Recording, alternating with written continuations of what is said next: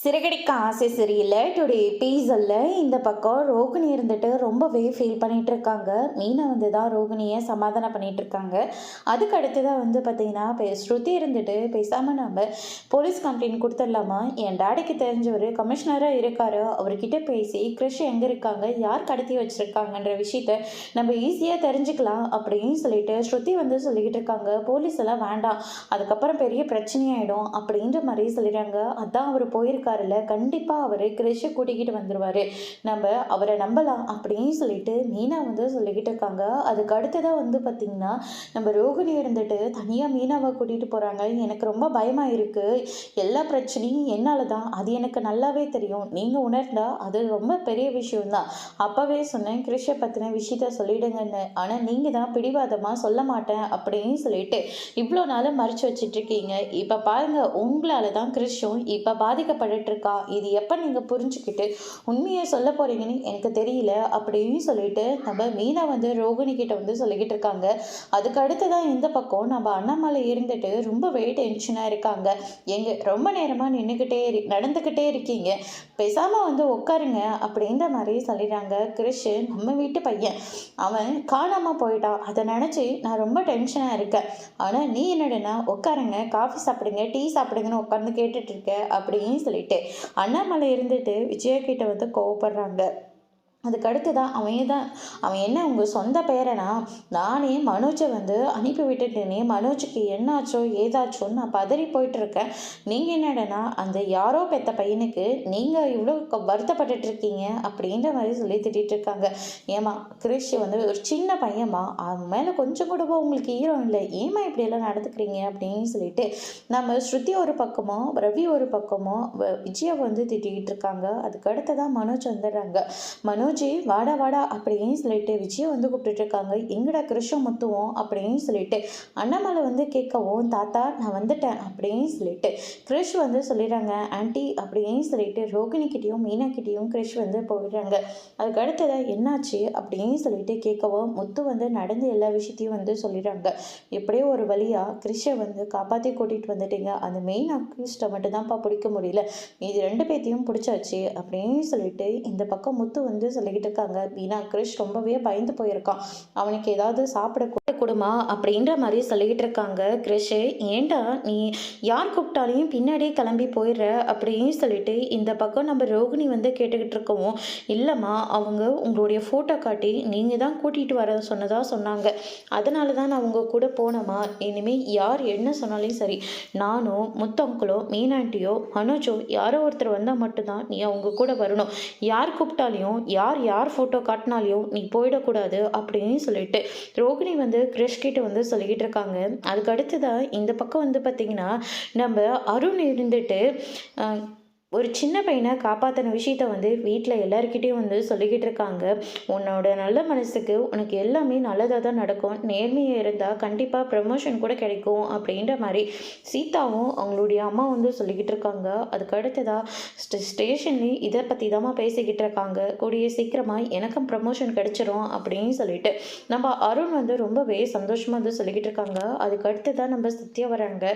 சத்யாவை பார்த்தோன்னே சீதாவுக்கு ரொம்பவே சந்தோஷமாக இருக்குது. எப்படி போயிட்டுருக்கு வேலை அப்படின்னு சொல்லிட்டு கேட்கவும், நானாக தேடி இருந்தால் கூட இப்படிப்பட்ட ஒரு வேலை எனக்கு கிடைச்சிருக்காது, எல்லாமே உங்களால் தான் மாமா அப்படின்னு சொல்லிட்டு இந்த பக்கம் சத்யா வந்து சொல்லிக்கிட்டு இருக்காங்க. அவர் எப்படி இருக்காரு, அது கொஞ்சம் ஃபைனான்ஸ் நடக்கிற இடம் எப்படி போயிட்டுருக்கு அப்படின்னு சொல்லிட்டு கேட்கவும், ஆஃபீஸ் மொத்தமாகவே மாற்றியாச்சு, பேங்க் மாதிரி நடத்திட்டு இருக்கோம் அப்படின்ற மாதிரி சொல்லிடுறாங்க.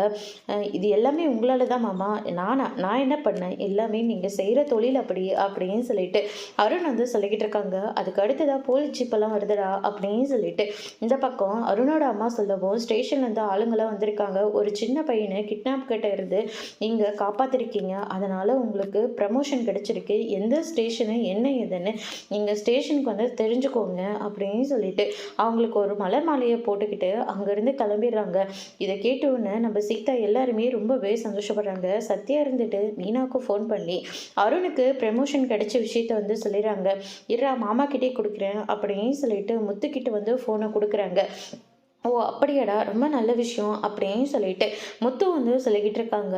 பரவாயில்லங்க. அருண் நல்ல விஷயம் தானே செஞ்சிருக்காங்க. ஒரு எந்த பையன காப்பாத்திருப்பாங்க அப்படின்னு சொல்லிட்டு, நம்ம மீனா வந்து கேட்கவும், முத்து வந்து அவங்க கிரிஷா தான் 2 பேரும் சேர்ந்து காப்பாத்துன விஷயத்த வந்து மாத்தி சொல்லி விட்டுர்றாங்க. அதனால முத்துக்கு ரொம்பவே வருத்தமா போயிடுது. சீதா ரொம்ப சந்தோஷப்படுவாள்ல அப்படின்னு சொல்லிட்டு, சீதாவுக்காக எல்லாத்தையுமே பொறுத்துக்கிட்டு இருக்காரு நம்ம முத்து.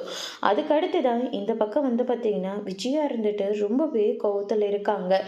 ர ரோகிணி இருந்துட்டு மனோஜ் கிட்ட போயிட்டு, "ரொம்ப தேங்க்ஸ் மனோஜ்" அப்படின்ற மாரி சொல்லிடுறாங்க. ஏன்னா, "கிறிஷ நீ தானே காப்பாத்தி ரிஸ்க் எடுத்து வீட்டுக்கு கூட்டிட்டு வந்திருக்க. ரொம்பவே நல்ல விஷயம் பண்ணியிருக்க" அப்படின்னு சொல்லிட்டு தேங்க்ஸ் மழையா பொழிஞ்சுக்கிட்டு இருக்காங்க.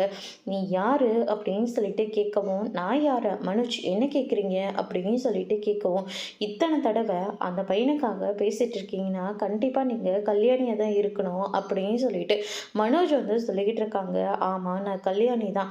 என் பையன் இனிமே இதே வீட்ல தான் இருப்பான். அவனுக்கு ஒண்ணுனா நீ தான் போய் முன்னாடி நிக்கணும். அவனுக்கு ஒரு சின்ன பிரச்சனைனா கூட நீ தான் வந்து எல்லாத்தையும் சால்வ் பண்ணணும். சரியா?" அப்படின்ற மாரி சொல்லிடுறாங்க.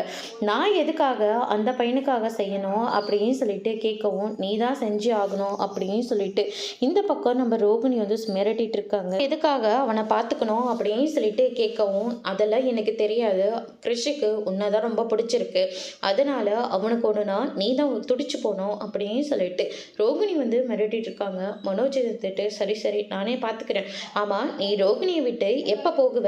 அப்படின்னு சொல்லிட்டு கேட்கவும், "போகும்போது நானே சொல்றேன். அப்ப நான் போய்க்கிறேன். தேவையில்லாம நீ பேசிட்டு இருக்க கூடாது" அப்படின்னு சொல்லிட்டு ரோகிணி வந்து மிரட்டிட்டு இருக்காங்க. அதுக்கு அடுத்துதான் மயக்கம் போட்டு கீழே விழுந்துடுறாங்க. "என்னாச்சு எனக்கு?"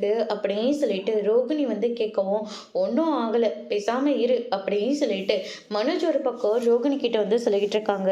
இந்த பக்கம் வந்து பார்த்தீங்கன்னா, நம்ம விஜயா இருந்துட்டு நேரா பார்வதியோட வீட்டுக்கு போறாங்க. அங்க சிந்தாமணி, பார்வதியெல்லாம் இருக்காங்க. அப்படின்னா, நிஜமாவே அந்த சின்ன பையன கடத்திட்டாங்களா மாஸ்டர் அப்படின்னு சொல்லிட்டு சிந்தாமணி வந்து கேட்கவும், கடத்தினதும் கடத்தினாங்க. நிரந்தரமா கடத்திட்டு போகக்கூடாதா? திருப்பி எங்களுக்கு தொல்லை தான் அப்படின்னு சொல்லிட்டு இந்த பக்கம் விஜயா வந்து சொல்லிக்கிட்டு இருக்காங்க. பார்வதி இருந்துட்டு ரொம்பவே கோவப்படுறாங்க. ஒரு சின்ன பையனை கடத்திட்டு போறாங்கன்னு சொல்லிட்டு இவ்வளோ சந்தோஷமா இருக்கே அப்படின்னு சொல்லிட்டு, "நான் ஒன்றும் உன்ன மாதிரிலாம் கிடையாது.